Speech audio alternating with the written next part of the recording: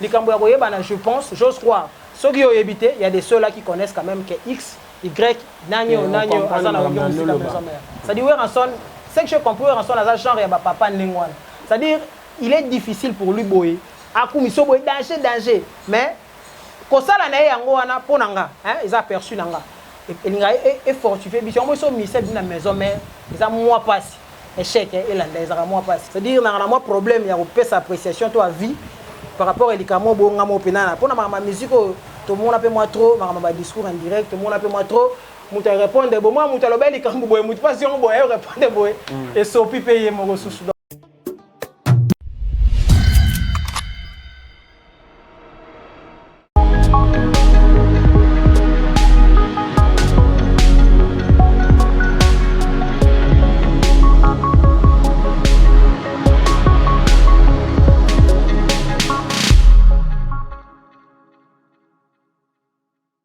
Masola Bastard, c'est votre émission et l'émission est présentée par Landry Bat. Merci beaucoup à vous de nous suivre de partout. Vous êtes sur Universel Télévision. En tout cas, n'oubliez pas de vous abonner parce que c'est votre chaîne qui vous permet de suivre l'actualité musicale. Comme je viens de dire, l'émission s'appelle Masola Bastard et aujourd'hui je reçois pour vous quelqu'un qui va parler d'une star. Il est aussi star. Aujourd'hui, on sera avec lui, il va répondre presque à toutes vos questions et soyez sûrs, on va parler de tout sauf de rien. Et je suis là avec Parfum d'hiver. C'est très bien, je commencerai par saluer mon boss, donc le big boss, le roi de la forêt, papa formidable, ainsi que maman Sileshima Pata, la maman d'Exaucé de Glady. On a fanatique tout, et à Wenge Musique à Maison Mère, pour Parfum d'hiver, le fils du roi, l'homme des 100 conquérants. Alors aujourd'hui, on peut dire que Wenge Musique à Maison Mère, ça va, ça évolue bien parce que dans la cité, il y a des choses qui se disent. Maison Mère, moi, décadence et quota makasi, Maison Mère, ils ont na chaleur, tout le monde a même un des soldats à Wenge Musique à Maison Mère a dit que Maison Mère, ils ont koufa. Yo, en tant qu'artiste, au monde l'évolution dans le monde. Bon, en ce qui concerne l'opinion, il y a qui que ce soit. En fait, chacun est libre. Dans la République démocratique du Congo, nous sommes libres pour mettre à vie par rapport à ce qu'il pense. Mais je pense que la réalité est nécessairement au Moutou Lobby, au Moutou Kanissi. Parce que déjà, s'il faudrait que tout ça un petit pas en arrière, au moins en 2021, ils avaient événement au Bad-Basile, le rôle à Zénith de Paris. C'est pour la 5e fois en fait, que le roi de la forêt allait prester au Zénith de Paris. Et Moutou en baisse ou quoi. Je pense que moi, nous sommes biloko et ça la statistique va juger Moutou par rapport à telle situation. Donc so Moutou a relobé Koufa, Tonini. En fait, chacun est libre de donner son opinion. Mais je pense que Maison Mère, tant que Weranson est vivant, et Maison Mère est évolué parce que ADA Moutou a défi, défi bien en fait. Il aura toujours une certaine perfection. Et voilà, on continue à évoluer. Et puis il continue à être fertile jusqu'aujourd'hui parce que hier, puisque à Parfum d'hiver, aux alités. Dans la Maison Mère, aujourd'hui, les gens continuent à nous découvrir au jour le jour. C'est grâce à eux ensemble. Parfum d'hiver, j'aimerais que vous à la fin. Ouais. Les lots, ils sont soutenus Maison Mère. Wenge Musique à Maison Mère, tant balo ba Maison Mère. Bah on a pas que Weranson à l'époque. Surtout il y avait, si on parle de Wenge Musique à Maison Mère, on voit Weranson, c'est vrai, c'est le leader. Mais tout le monde on a peine à droite moi. Ferrego là, Lacoste, JDT et puis héritier Koya, marqué époque mais aujourd'hui il n'y a que Weranson et c'est tout. Qu'est-ce qui fait que Wenge Musique à Maison Mère te retrouve au moment ben bon, je sais pas de la hauteur le batanto là, nous avons à vie à la façon là au monde makambu. En fait, hier, bakulu na biso bazaki ba salaire boulot bien. Mais tant que ça la appréciation sur fait morobo et quelconque, faut tenir un peu compte il y a temps, autre temps, autre mœurs. Ça fait une dizaine d'années, plus d'une dizaine d'années que les musiciens qui ont des sous pour te là au moins il faut répondre. Et ça moi facteur papa. Il faut que féliciter biso ba jeune to lelo ngakina na pototé.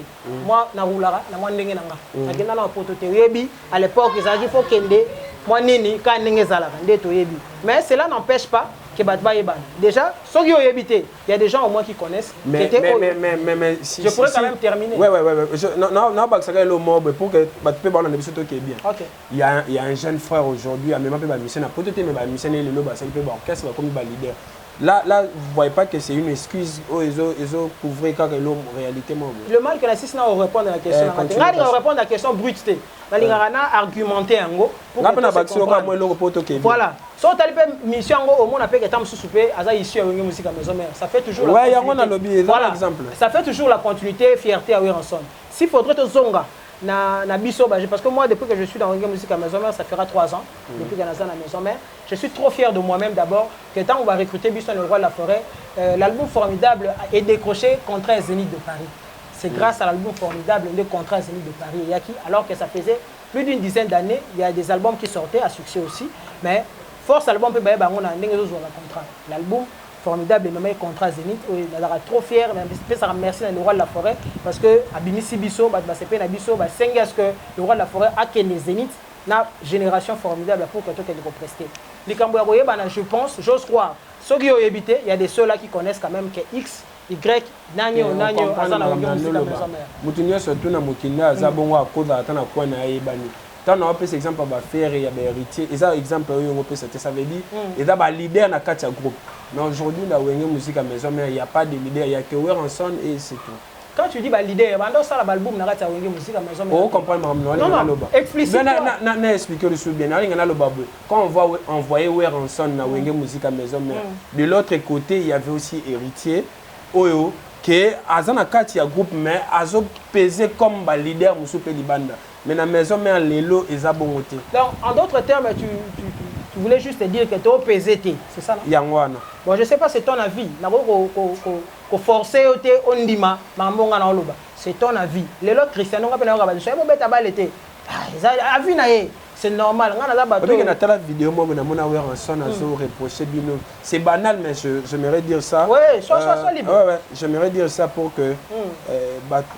Tu vas comprendre un peu ma campagne to loba ah reprocher bino a dit boza na groupe mais c'est difficile à mon abino bo memita moi batu ça veut dire ndenge ba frère na bino na kalabando sala koyana ba basi koyana ba na ba staff bino bo sala ngoti c'était à la télé tout le monde là obi ngai na père de fin papa na ngai attention na réussir ndeli na chief ayeb sanga na comité père na nga pour père na ngai père son âme là où il est aza indengwana.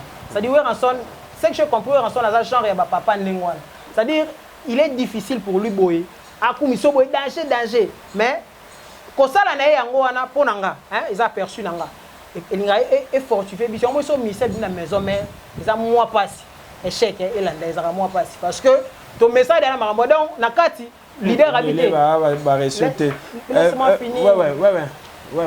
Et belé na kati wana so sali abiso habité au communauté on a 3 sur 10 si mo so ngobi on y a na salle communicaté ça te stimule à faire mieux c'est que je comprends lecture dans un ya Weranson yangwana et ça ba remarque à ça la vous me reprochez de rien vous la génération non même si je me reprochais de quelque chose je ne ferai jamais ça liboso caméra bo tu sais dans la vie so za ta na défense eko aider pe baninga mususu peut-être yote tactique na ngai bon ils ont conseillé na repessoter mais ceux qui m'ont pas muto parfait à ça je m'appelle parfum d'hiver mais ça parfait ceux qui va défense to va défaut ezali comme ko exposer on a télé ça ozo risquer vie na yo moko c'est-à-dire cherche ya osalango na moi mopanzi ou améliorer ou bien des fois on luka ko effacer ngo mais ko ya ko lobango na télé c'est un peu ça tactique na za nango donc na vie que biso to irréprochable non il faut pas reprocher yaka faut pas critiquer yaka d'une manière constructive faut permettre de avancer. Alors aujourd'hui quelles sont vos relations na ex-patron na Didier Lacoste parce que une fois dans la ndae il se plaignait que cette fois-ci Abimisassou aussi qui est a dit que cette fois-ci Abimisassou musicien parce que trahison d'ailleurs ma casse il vient à jouer musicien tout ça là et le bois ndeni beaucoup monana bosolo la té. Bon, pour rester dans la véracité, dans une certaine véracité, en tout cas, mon frère, Tosolate. On a vu dans le groupe, Naï, chef d'orchestre, jadis, c'est pas Naï, ça a 11 ans. Avant même à ça, le groupe, j'étais avec lui quand il évoluait dans Maison Mère. on se connaît très bien Kouloutou on a fait sembo temote mama habita mais Lelo en tout cas de sur la raté quoi il a mal perçu venu dans la maison mère alors que on a monté en vie na yo solo là était avant que voilà nana que ne pe na moi les raté na musique moi na raté tout c'est parce que les raté musique a commencé na sala ngoti te wana bangoti l'exception confirme la règle donc les raté donc confirmer on diminue rancune na rancune te na le bien pourquoi on emploie mot rancune quoi ça rancune te mais oh tant on le bibo c'est que bo so la ça veut dire ebi que muto ana yo na akofanda pe bo au PCP modete te ngala ni ka ndete o tia rancune parce que so la na muto te ngolo ba te pas cause na rancune yo za rancune et comme ba mo rancune te wana za ye mais ngai côté na ngai na bi que so muto so la nete za rancune te peut-être bon non so la boko mo so la te tu penses pas que ça rancune te pas na ngai rancune so to rancune ça dit problème mo il faut la yo ni muto na rancune mu je sais pas si tu me comprends ngana zo répondre nga naza na rancune na yete biso be ngana lo bela score en général te wana yo wana afi na yo ngai mpona ngai na bike na rancune na Kouloutou na ngate mais so la ndete ils sont intérêt moi ba comprendre te to so la biso te mais na rancune na yete mais il y a dans rancune wana na yebi na ngate très bien on va passer à autre chose aujourd'hui dans les Camerounais ezo lobisa bato belé ba musicien belé ba sali ba intervention na bango par rapport ya ba propos oyo frère na yo fallait pour palobaki après prestation na à Cannes c'est vrai aussi avant ça il y avait des gens qui ont tiré sur lui que voilà mérité Zaki deal moko entre amis mais après il a dit aujourd'hui na Congo aussi il faut ba ceux qui bazué été ba deux artistes au baza capable de représenter na Cannes ba cause ba bon fallait le quoi za bonté bazu oyo na oyo yo trouva qui ba propos na ndeni je pense que c'est normal natala pe mission moto bon on a émission kasi on a des discours indirect alinga ngamo pour Nathalie pour que na apporter jugement ou appréciation par rapport au mot tellement Nathalie été j'ai du mal on a indirect au koloba nini tant que un artiste à lobby bongo tu penses que c'est de l'orgueil ou bien c'est une vérité et oui conséquence à discours indirect nga na émission nga mona zo assumer makam na émission ya on émission boy toi tu assumes mais moi je n'assume pas tu penses que discours ya bongo kaka na muki on émission indirect wana eza orgueil to eza vérité parce qu'il a dit des choses que le na Congo il pense que aza meilleur même si a le belaki en bongo té mais na ndenge pe a le belaki mususu ke il y avait que lui comme congolais pour na représenter biso tu penses que ba propos wana ya fali wana kaka ya moi résumé na le bano d'autres personnes bazo zwango qu'ils orgueil et cause à paix vérité téléphone à la émission de natalité en tout cas il y a moi passe donc yon dimelara les cambo yo mot oza saint Thomas saint Thomas mais faut en tout cas na fonatala pour que na répondre moi quand même wana Kinshasa da pe artiste okoyo kama mabongo tendeni à totalité te problème na ngezani Landry na le problème na monara na moi du mal il y a porter jugement tu as répondre à likambo na c'est pas un jugement c'est un avis juste tant on le jugement c'est-à-dire appréciation mon quelqu'un il y a on le c'est-à-dire na moi problème il y a sa appréciation toi avis par rapport à likambo bo ngamo penana pour ma musique tout le monde appelle moi trop ma discours en direct tout le monde appelle moi trop muta répondre bon moi muta lobel likambo boy muta pas si on boy répondre boy et sopi payer mon ressource donc voilà tellement talagité na éviter très bien alors il y a une autre chose oyo lelo pe bato ebele babezo nisi moi Weranson na actualité ya likambo ya formateur lelo s'il faut que to meka un peu quoi analyser c'est vrai ozalaka na tendance à côté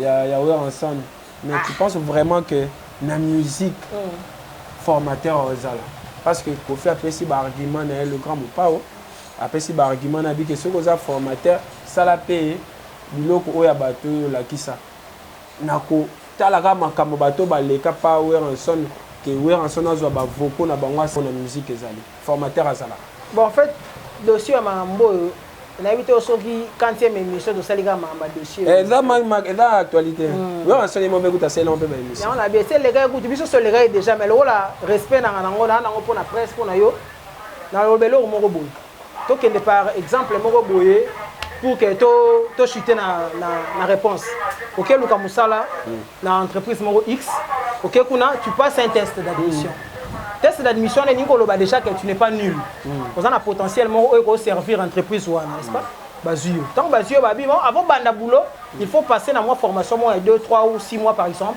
pour que banda boulot. Bazio déjà. Mais on les canne formation. Cela veut dire quoi? C'est-à-dire il faut on les canne normes, on compte en normes et entreprises pour que on travaille.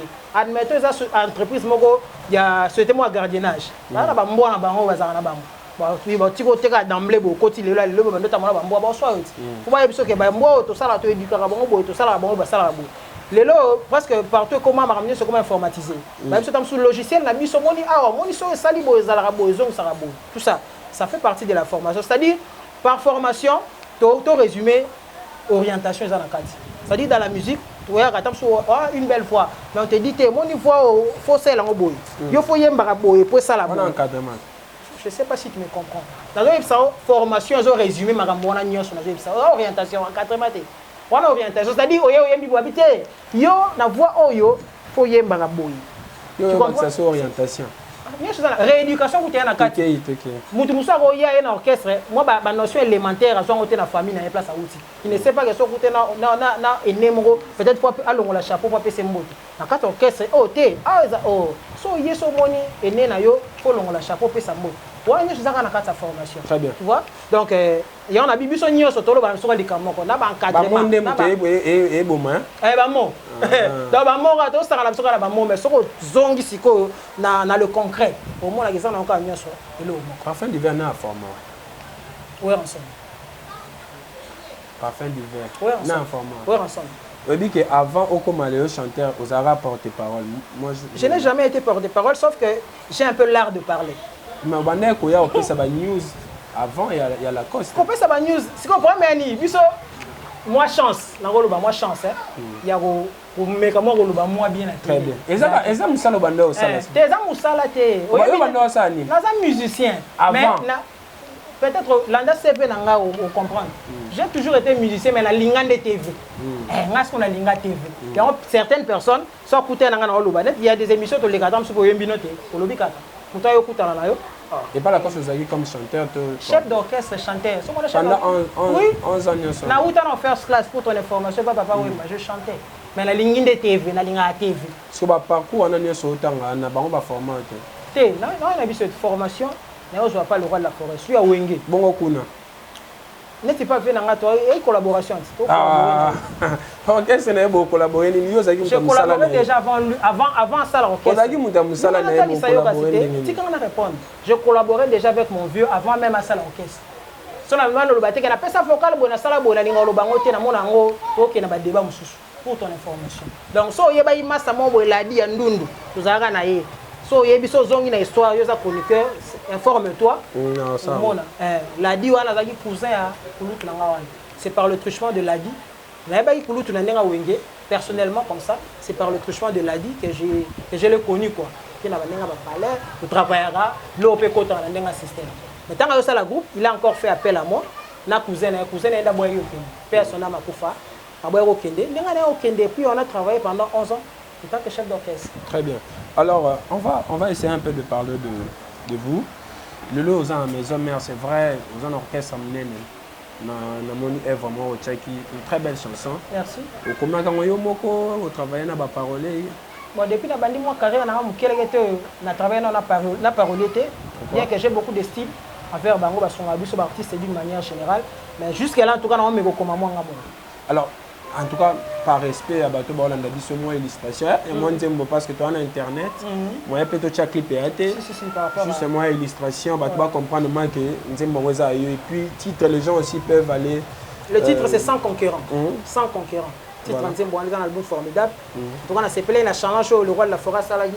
Avant ma Zénith, pour 5 chansons formidables. La chanson Sans concurrent figurait parmi Banzembo Zagi cité. Pour moi, merci. Et ça m'a bon souvenir à carrière parce que à peine na koma ki wenge na salaika 2 mois, j'ai eu cette chance il y a signé titre na formidable. Oh banda qui en fait on a commis à côté déjà le projet formidable tendait vers sa fin. Mais na chance wana le roi de la forêt avec cet esprit d'ouverture où il animerait toujours après c'est une chance na Tianzembo. En tout cas, ça m'a bon souvenir à vie. Vas-y, essaie un peu de nous. Ma vie était sans toi comme un nuage gris. J'étais seul souvent, mon cœur assombri. Mais depuis que j'ai connu Genzinga dans ma vie, motema nanga est comme un temple à bonheur. Angenga kande lokole bizoto kholi kolo. La kisanga nzela nalanda kaya. Natambola pene na yo sans m'éloigner d'un pas. Bolingo na yo c'est les soucis nanga. Je n'ai pas assez de mots et koki kotalisa yo. Nenga na linga kaya igenzinga. Une chose est sûre, pourquoi je suis sincère. Kita konayo terminus misonanga. En fait, c'est l'extrait de cette chanson Sans conquérant. Merci beaucoup. Voilà, donc on est doucement vers fin émission. J'aimerais bien saluer d'abord quelques personnes. Windows Aïndo, l'espoir de la jeunesse, Mbotenayo, Sephora Bialous, la patronne depuis London. En tout cas, merci beaucoup de nous suivre. Sébastien Ilenda, Papa Napriska, merci Nayo. Airbus, JB, Papa Malongi. Abonnez-vous à Papa Malongi TV, au salapé bien. Joyeux anniversaire, l'homme du PPRD, Ben Sefou, le pédiatre. Heureux anniversaire Nayo et Nabo Sanité, Lisa et Fellow. Voilà, tous continuer na artiste. Vraiment, tu as commis la fin de l'émission. En tout cas, merci beaucoup. Déjà merci beaucoup Nandenge pour l'invitation. En tout cas, c'est vraiment un plaisir. Biso là, sous quand bête avant que Nati que le bois comme banga. Parce que mon liste c'est ça même là. En tout cas, biso là 12 Wenge. C'est ça là. Wenge. Depuis quand tu as combien de 12? Bon, là, on a su 12 terres depuis notre côté. On a habité, maintenant on a su 12 terres. Mais de toutes les façons, mon esprit, ils ont toujours préparé dans le monde musical. Je peux pas habiter 12 terres. Bah, on peut pas habiter 12 terres. La qui parle, on a mis sur orchestre, moi. C'est encore c'était un orchestre, moi, mais tout le monde a un podium. Mais ça, on a 12, au monde, on a 12. C'est mais là, bien voilà, faut me dire, mon début, c'est 12, vous avez silencieux. Il y a mon début, ça y est. Très bien, merci beaucoup en tout cas. Par fin du verre, c'est un plaisir.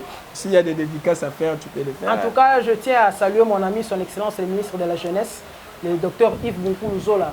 Vraiment, merci Excellence, merci pour tout. La Moni Kabide, Nabiso Mobimba, Prince Côté là, Gelof Foukiandi, la Moni Rongonda, na Paola Mbiavang, na Pembe, na le super de rançon avec Mamado, na Monica, Mama Jenny Mokiri, Zozo Mayulu, Idriss Atonda, médecin sapeur à Paris, na Peso Mbote, Carlos Mvula, Mvutu, Mvuluzi, Mbote na yo DDK l'artiste, Playboy Graciangoy, mon ami Kochak Toupiche Sali. La moni Excellence Charles Mboutambutu, ministre provincial de la jeunesse, la PC Mbote, la chargé des missions, Jimmy qui dit Mboutambutu, Mbote na binotro et Ebele. La moni Dadinga les célèbre le Noël de parfum d'hiver Mobimba, Marx Makakala, VIP international. La moni Pierron Tsumbu poto na poto. Il y a mes on a des missions on a pu partager. Mon général Pierron Tsumbu poto na poto et puis Dada Muzinga, Ridel Touka, donc Clément Mouzolo Gento à Londres. La Pession-Bote et Dieu le courageux. Vous êtes tellement nombreux, je ne saurais citer tout le monde ici.